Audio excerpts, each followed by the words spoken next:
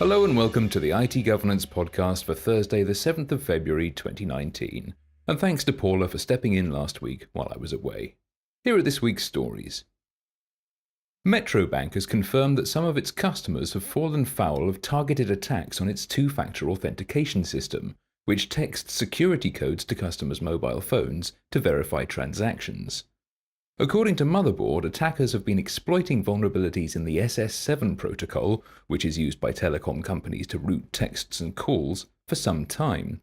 The problem with SS7 is that it doesn't authenticate who sends requests, so anyone with access to the network will be treated as legitimate, and their commands to reroute text messages will be obeyed. And although there are of course security measures to prevent unauthorized access, there will always be room for exploitation. Those who exploit SS7, Motherboard explains, can potentially track phones across the other side of the planet and intercept text messages and phone calls without hacking the phone itself. The NCSC, National Cybersecurity Center, confirmed that it was aware of a known telecommunications vulnerability being exploited to target bank accounts by intercepting SMS text messages used as two-factor authentication, but added that while text messages are not the most secure type of two-factor authentication, they still offer a huge advantage over not using any 2FA at all. Metro Bank didn't comment on how many customers had been affected or when the attacks took place, but a spokesperson said, "Of those customers impacted by this type of fraud, an extremely small number have been Metro Bank customers, and none have been left out of pocket as a result. Customers should continue to remain vigilant and report any suspicious activity using the number on the back of their card or on our website." The SLC, Student Loans Company, suffered nearly 1 million cyber attacks in the last financial year, according to data released under the Freedom of Information Act. Computer Weekly reports that the Parliament Street think tank found that the SLC was targeted in 965,639 attempts to infiltrate its systems in the 2017-18 financial year, compared with just 3 attempts in 2015-16 and 95 in 2016-17. The SLC also faced 323 attempted malware attacks and 235 malicious calls or emails in 2017-18. According to itpro.co.uk, of those hundreds of thousands of attacks, only 127 got through the perimeter and were treated as incidents, and just one, a Monero cryptojacking attack via a third-party plugin, was successful. Pretty impressive, I'd say. Parliament Street's CEO Patrick Sullivan commented, "The sharp rise in cyber attacks is a trend we're seeing in all areas of the public sector, particularly following the WannaCry attack on the NHS in 2017. It's more important than ever that organisations such as the SLC protect the confidential financial information they hold." Increased organisational resilience to cyber attacks is essential in the face of such risks.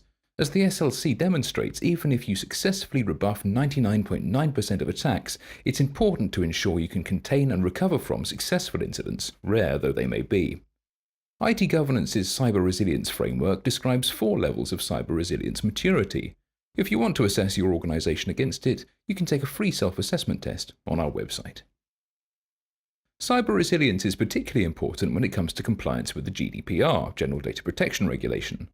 According to a new report from the law firm DLA Piper, more than 59,000 data breaches have been reported across Europe since the GDPR came into effect last May.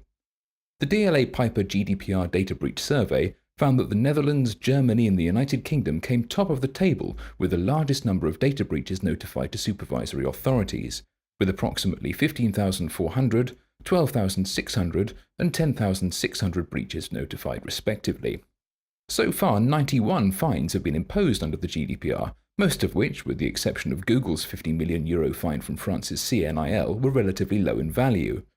However, DLA Piper comments, "It's still very early days for GDPR enforcement. We anticipate that 2019 will see more fines for tens and potentially even hundreds of millions of euros as regulators deal with the backlog of GDPR data breach notifications." You can find all the GDPR resources you need in order to achieve compliance at itgovernance.co.uk/GDPR. And finally, you might have read this week that marine biologists from the National Institute of Water and Atmospheric Research in New Zealand have made a curious discovery in some leopard seal excrement. Wait, what?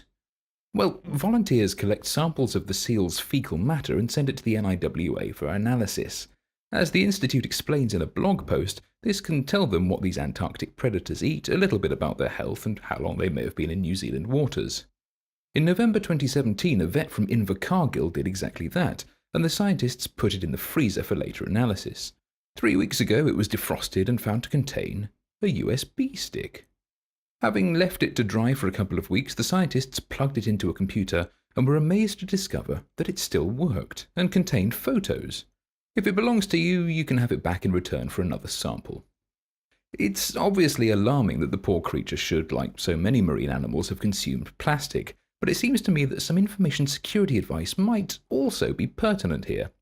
No matter how curious you might be, do resist the urge to plug unknown portable storage devices into your computer, even if, and I can't stress this enough, they've been eaten and excreted by a leopard seal, frozen for over a year, defrosted, washed, and left to dry. They might contain malware. No, really.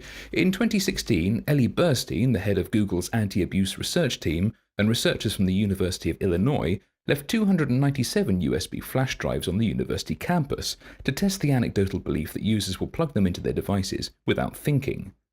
They found that 98% of the drives were picked up during the observation period, and files were opened on 45% of them. The first drive was connected in less than 6 minutes. In cybercrime terms, that sort of success rate is pretty unbeatable, so it's important to remember that not all cyber attacks come from phishing emails or malicious websites. Well, that'll do for this week. Until next time, you can keep up with the latest information security news on our blog. Whatever your information security needs, whether regulatory compliance, stakeholder reassurance, or just greater business efficiency, IT Governance can help your organization to protect, comply, and thrive. Visit our website for more information, itgovernance.co.uk.